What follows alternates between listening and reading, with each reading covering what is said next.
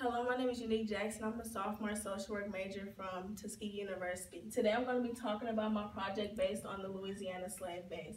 So basically the Louisiana slave base describes the slaves that were bought and sold in Louisiana up until 1820. Since the slaves were considered as property, they were inventoried as such. So in my first graph, is the number of slaves based on gender. So basically in this graph, it tells how many African men were sold and how many African women were sold. So about 50,000 African men were sold and about 40,000 African women were sold.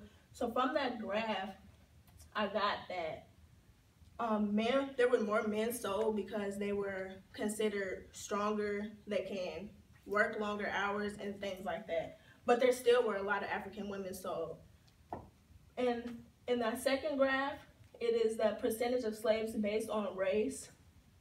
So about 80% of slaves that were sold were considered black, but they were African women.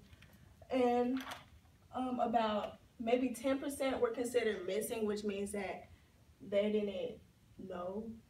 And then about maybe 5% were considered mulatto, which means that they were considered mixed. And from that graph, I got that slaves were just slaves, solely based on their skin complexion, not because they were less than a person or anything like that. They were just sold as slaves because the Europeans felt that they had the right to go to Africa and take African women and men from their families and their homes. And in the third graph, it is the percentage of slaves based on personal traits. So about 35% of the slaves were considered as runaways, and then almost 40% of the slaves were considered as good slaves. I mean, they didn't do anything, I guess, bad to their slave owners and things like that. So from that graph, I got that many of the slaves weren't just going to stick around and just be slaves, because almost half of the slaves were considered as runaways, which means they tried to get to their freedom.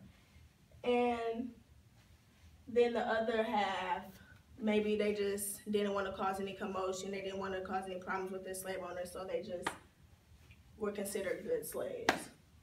And in my other two pictures, I have the slaves that were sold based on age group, and then in this one I have the slaves that were sold by date and year. And then I got all my information from the Louisiana slave database.